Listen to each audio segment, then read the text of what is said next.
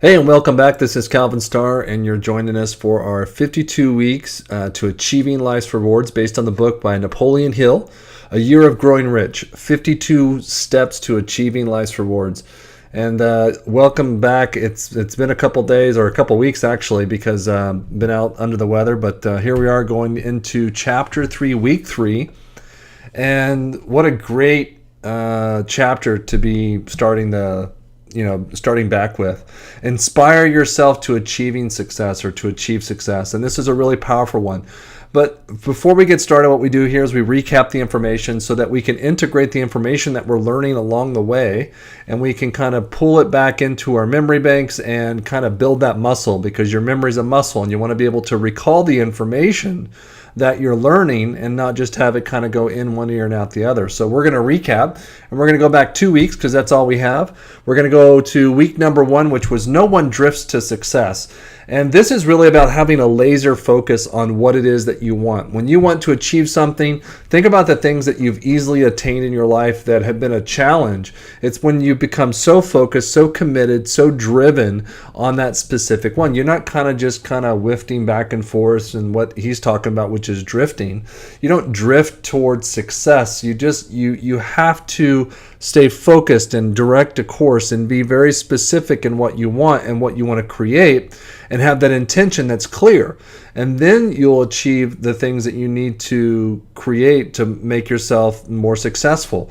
So just remember that, because when you see other things out there and you get excited about them, just know that that's drifting. And if you really want to stay focused on what it is that you want, you've got to stay focused and really just kind of line in like a laser and just stream it in, making sure it's totally focused in what you want to do, and it's the only thing that you're thinking about and doing, and that will get you where you're going.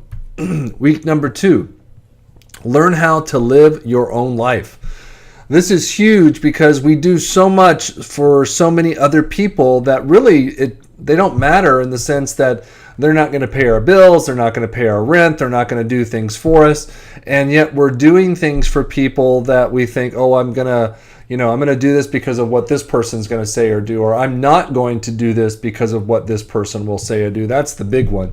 We don't do things in our lives because of what we think our parents are going to think, or what our boyfriend or girlfriend or wife or spouse thinks. It gets to the point where you're no longer living your own life, and then we wonder why we're so miserable and trapped and we can't do anything that we truly want to do. In a perfect world, for me, it's about just really letting people express who they are and do what they want, and not worrying about it. I mean, how great would it be to have a place in your life where you just were okay with people doing whatever they wanted to do or going wherever they wanted to go? That would be cool. And so, because that would allow you and free you up to be able to truly live your own life. And that's what we have to do. We all have to live our own life and not expect other people to live our life for us, or for our kids to do what we believe is the best thing for them because of our perspective. Maybe they have a totally different perspective and desire in their lives that we haven't even thought of. And so let's teach ourselves and our children and our friends and our loved ones all about how to live your own life. And, like Gandhi says, if we all just had a very open and compassionate, caring way of treating other people, we could go all live our own lives, and everybody would be happy and successful and full of joy. And that would be great. But remember, when you're starting to want to control something or control somebody, that's you not living your own life. That's you wanting to dictate or choose or force someone else to live your life for you. So learn how to live it and really stay focused on doing what feels good for you. And if something feels good for you and somebody else doesn't agree with it, it's okay. They have that right to disagree with it. And that's just them. So learn how to live your own life. Go out there, spread the joy, spread the love, and really make sure that you are staying true to who you are, and life will go easier for you. It won't always be without issues, but it will definitely be easier for you when you choose to focus on your own life. So let's get into Chapter 3, Week 3. Inspire yourself to achieve success.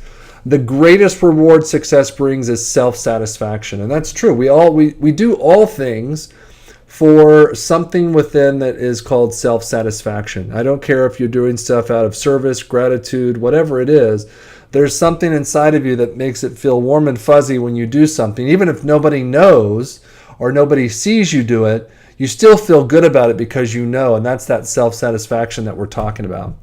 No one really gets this when they are in survivor mode. That's when you're trying to just barely pay rent or get money for groceries or figure stuff out, always having to be behind the 8 ball. That's the tough part. And you don't really get this in that self-satisfaction when you're in that mode. And so many people are living there. But believe it or not, a lot of it's choice. A lot of it's poor choices. Not necessarily like, hey, I'm choosing to live in survivor mode, but it's poor choices of where they spend their time and energy, or they're drifting from one thing to the other, never really staying focused on something.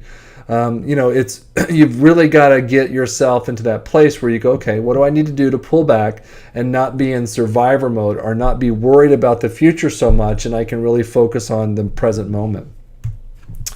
But when you learn to do things for this reason, it will become your greatest motivation. You will never run out of time and energy. So when you get yourself out of survivor mode and you're really actually in that place of where you can be present, and then all of a sudden, next thing you know, creativity seeps in, it becomes this source of motivation or inspiration. And you all of a sudden now you have all the time in the world. Days seem to kind of like linger, and you're like, oh my gosh, I have so much time today to do the things that I want to do. And then you also have time to do the things that you have to do. And it's really a cool place to be. And I know that if you're probably watching this, you've experienced it, and so you're trying to figure out maybe how to get back into it. And that's how you do it. You've got to figure out what's putting you in that survivor mode, and then get yourself out of it and really get focused into that self-satisfaction, that creativity, and that presence of where you are. Now, if you do things for recognition, revenge, obligation, money, or shame, then it will never last. And T. Harv Eker talks about that, where if you're out there creating success and you're doing it because you're driven because of what you want to prove to your parents or prove to somebody else, or you're going in for revenge, or you feel like you're obligated to do this, then it's never going to last. It's only going to be there for a fleeting moment, and then something's not going to happen. You're not going to have that self-satisfaction. And true self-satisfaction is not about, aha, I got that person, or I'm getting that person. It's truly about just like knowing that you did your best, and that you allowed everybody else to do their best as well, and wish them the best. That's true success, for me at least. Okay, that obviously everything is open to interpretation, perspective, whatever it is for you. But if you do things for revenge, obligation, money, or shame, then you will never last when it comes to your success. Why? The difference is a distinction that no one teaches you, so you have to figure it out, okay? But I'm going to share a little insight with you about what I believe is part of that, and something that I truly believe is the difference between motivation and inspiration. Motivation is fear-based, okay? Those things like revenge, money, obligation, shame, that's all fear-based. It's because you're afraid. Let's take revenge. You want to get back at somebody because you feel or you're afraid that they got away with something. If you're doing it just for money, you're really not in a synergistic a relationship with things, and so you're doing it just for the money when you wouldn't be doing it anyways. If you do it out of obligation, it's not something that you really truly want to do because you're inspired to. You feel like, oh, if I don't do this, I'm going to feel bad and shameful, right? So you've got all these fear-based things, which is motivation, or like you have to do something or your light's going to get cut off. That is true motivation, because it's motivating you to do something. Now, the moment that you pay the bill and your lights are stayed on, the motivation fades away because it's no longer there. There's no more fear of having the lights shut off. So it's a really tricky thing. And so what you want, though, is you want inspiration. Inspiration is based on that self-satisfaction. You want it for you, okay? You want it for you, and it's the only reason that is truly going to make something last is when you do something for you. Develop a burning desire for something that you wish to have in order to reach a greater goal that you have set for yourself. So you've got to figure out a way to develop things in a way, and I've been reading a book about it. It talks about the end goals and the means goals. If you're doing something that's going to mean something to you, that's not the right thing. If it's an end goal, that's the thing that you're looking for. It's because of something that you want. It's that desire, burning desire for something that you wish to have in order to reach a greater goal that you have set for yourself. So that end goal is like, okay, you're doing something because it's what you want. Okay, you're not doing something because it's going to mean something to you or to somebody else. That's not going to last. So, compensation plan. Let's talk about this in network marketing terms because that's really what this is about. Okay, figure out how to use your compensation plan to inspire your success and the success of others. Like, really, have you really broken down your compensation plan in a way that allows you to feel inspired about what you're doing? Because once you do that and you realize that, oh, by helping other people, I'm going to get paid for this, that you can truly translate that for other people that are not in network marketing or that you're looking to get into your business, because everybody's wanting that self-satisfaction, that achieving success. And again, a lot of times we do it for the wrong reasons, and so it's not lasting or doesn't fulfill us. And so if you can create that and you can get that idea, and then you can tap on the compensation plan, and it inspires you to like, oh my gosh, this is even more exciting because not only am I going to be able to do the things that I want to do, but I'm also going to get paid at them. Like, who doesn't want to do that? Okay. So think about it. How great would it be to help everyone succeed when they come into your business? So break it down to create that burning desire within your compensation plan to truly know what it means when you do certain things, and why does it work in a way that inspires people to work, for longer periods, like have people stick around for those big rewards that come with things. Or also too, why do you have those things in the early parts to get people engaged immediately, to get them really going? And there's reason for that. But the question you have to ask yourself is what is more motivating or inspiring? Okay? You've got to break it down. So imagine what will happen to your business when changing people's lives begins to duplicate. So you've got to find out what's motivating versus inspiring, because some of the compensation plans out there are very motivating. They're fear-based. They're like, they're trying to make, if you don't do this, you're going to lose all this. And it's like, that's not cool. So what you want to do is you want to create that inspiring aspect of what your compensation plan is and focus on it. No compensation plan is perfect, okay? There's always going to be those things that they have to balance it out. It's just part of business. But find the things that are inspiring and build from that place, because that is a much more pure, cleaner energy that you want to build from than if you were building from something that was more motivating. And so when you imagine all this stuff starting to happen in your business and you start to change people's lives and this starts to duplicate, that's when you get into that sheer momentum and that excitement of life. And so you can help someone start a business, receive tax benefits, and start earning their investment badge, teaching them how to duplicate and grow. And that in itself will create value for people, which is inspiring for so many people out there, because not a lot of stuff has value. We do things because we're told to do them or that we're obligated to do. And so when you start to create value around something that is inspiring, that's going to change people's lives. That's going to get people excited about going into this business with you and really making something about yourself and achieving success. So let me ask you this question, because most companies, if not all of them, why do they have fast start bonuses, right? Why do they have fast start bonuses? It's motivation. It gets people to take action and receive their reward. So they have to do something or they're going to lose something. And that's one way that people get engaged. And that's a great thing in that context of getting people to get started in something. And then you have to turn it into an inspiration where you can actually teach people, hey, you can create this with other people and do the same thing with them. And then it starts to grow your business. So when others have that burning desire to help others, right? That's really the burning desire that we're looking for, to help others. You will develop an intensity of purpose that will allow you to simply brush aside obstacles that seemed insurmountable before. So when we look at challenges in our lives, we look at issues that pop up. The thing that gets us through, that pulls us through all of those issues and challenges, is that burning desire. If it's big enough, and that goes back to your why, it will pull you through to make you do the things that you need to do, okay? We hear stories like the mother who lifts a car to save a child. That's very similar to that, where it's like they overcome obstacles that are just insurmountable. People can't imagine that somebody could lift a car to rescue their child, but something happens. It's not even, it gives me goosebumps, but it's not even a question like, oh, should I go in there and try and save my child? No, it's like you're going to get through that car. You're going to lift it up, do whatever you got to do to save that child of yours, okay? And then, a friend of mine was in Vietnam, And Mike, his name was Mike, he performed first aid for his troops during the ambush when he was shot like 6 times. It was incredible. Like, you pull yourself through, you realize, okay, my purpose is to help other people. And it doesn't matter that when things are really going bad for you, you're going to pull through and focus on that's my job, that's my... And I just watched the movie with Mel Gibson, the Hacksaw Ridge, about the guy who refuses to pick up a gun but then ends up saving like 78 people in a war, and it's just amazing because no weapons used, and he does what he does because he's focused on it. He achieves that success. It doesn't matter that they tried to kick him out and they beat him up and they did all these things to him. And he had such a great attitude. And they showed live or real footage, authentic footage of him as an older gentleman before he passed away. And he was just like, he was just telling the stories with joy because it was his purpose.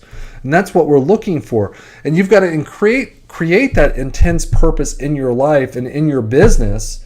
And so, but the challenge is a lot of people go, oh gosh, they struggle because they've got so many other things going on. They've got school, they've got work, they've got kids, they've got relationships, they've got all these things. So let me see if I can help. And this is just this. Let me tell you this, okay? Because this will really help you get clear, because everything happens for a reason, right? But this is not just about your product or just your company, okay? This is about something completely different. This is about team, family, community. This is about making a difference in the lives of people that have forgotten about the miracle life itself. And that sounds really cheesy, I know. But it's really truly about that, because when you get really clear and you get outside of the survivor mode, you realize that people want team, family, community. They want to be a part of something. And it's really, that's the miracle of life itself when it talks about that, when we all come together as a common organism, so to speak, and we create differences in people's lives. I mean, that's what we're doing. That's what most people, are doing for themselves to create. So, like I said, it may sound cheesy, but life is about moving forward, sharing hopes and dreams, creating together, playing together, working on a common goal together for the well-being of each other. There are all these things that we do and that you have to look back and reflect on in your life about, when was I most excited? When was I most inspired? When was I most passionate about life? And it's really when you're with other people and sharing experiences and hopes and dreams and playing together and all these things. And that's success. Okay? So the question is, do you have ambition? And this is a great question. Zig Ziglar talks about this when he compares work to going on vacation. He talks about, like, people always say, oh, I don't have enough time, I'm so busy already, and blah blah blah, all this other excuses or a story that they tell. And Zig talks about the one time where he's like, he says, hey, well, what if I've got a couple of tickets for a cruise, and it's in a month here, and maybe you'd like to go with me, and just, it's all expense paid, you don't have to worry about anything, you just got to show up with your bathing suit and sunglasses. Like, wow. And he talks about how people, when you do that, they find the time. They work twice as hard for the next month to make sure that they get everything in order. They take their vacation time. They work out the details. They get extra credit for their kids, whatever they've got to do to get on that cruise ship. And they have the ambition to get on that cruise ship. But when it comes to their life or their level of success, they don't have the same ambition. And so that's what we're talking about here when we talk about wanting to inspire, because you don't have to help that person figure out how to get on the cruise. They are inspired. They know exactly what they need to do. They know exactly what they've got to get accomplished and what they got to get taken care of. And that's what you're trying to create in your business, to create that. So finding the same ambition to attend a free cruise that you do for the results that you want to see in your life and the life of others is really what it's all about. You've got to create that in your life. You've got to make that stuff happen in your life so that you become so inspired that you don't have to question, like, what do I do next? You know exactly what you need to do. And that's what's really going to change the way things are. So choice. Everything is about choice. Your choice determines your path. Okay? Your choice determines your path. One time I made the choice not to place an order, and it cost me a $10,000 bonus, and it was crazy. One order, like under $100, and it truly cost me 10 grand. And I tried to get it, and they just said no. Okay, so it was one of those things where, you know what, you've got to learn, and so you that taught me to pay attention to detail.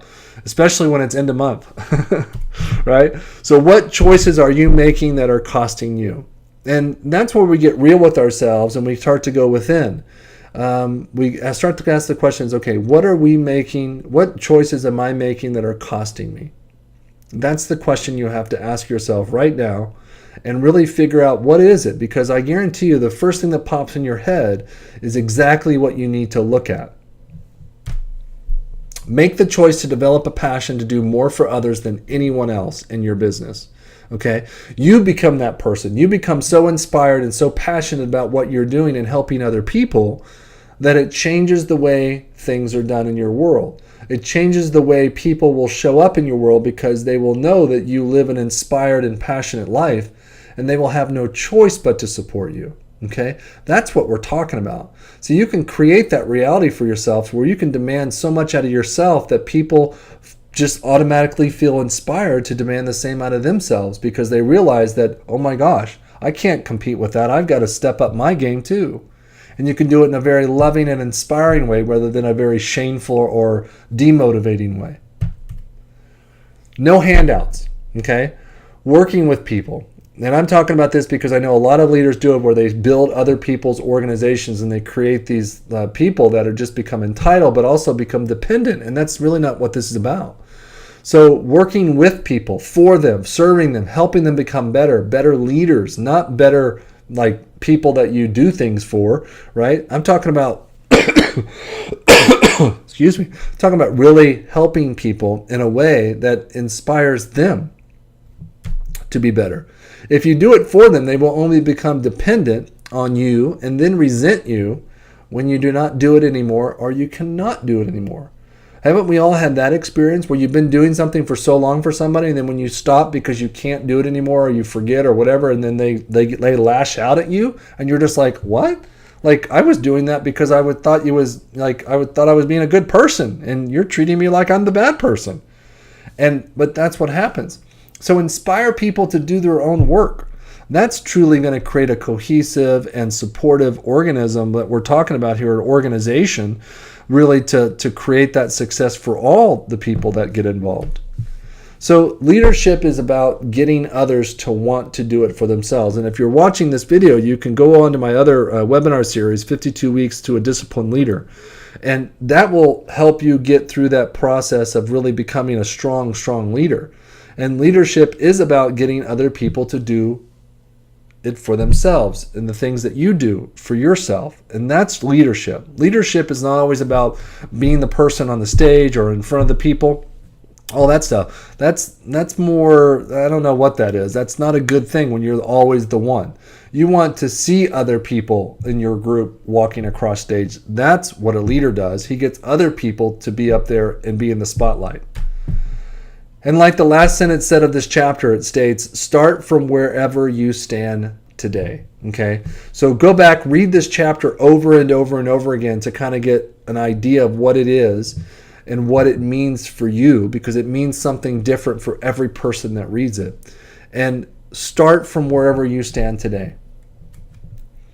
And ask, like my friend Tony Robbins says, if I could not fail, what would I do today to move toward my goals? And then go do it.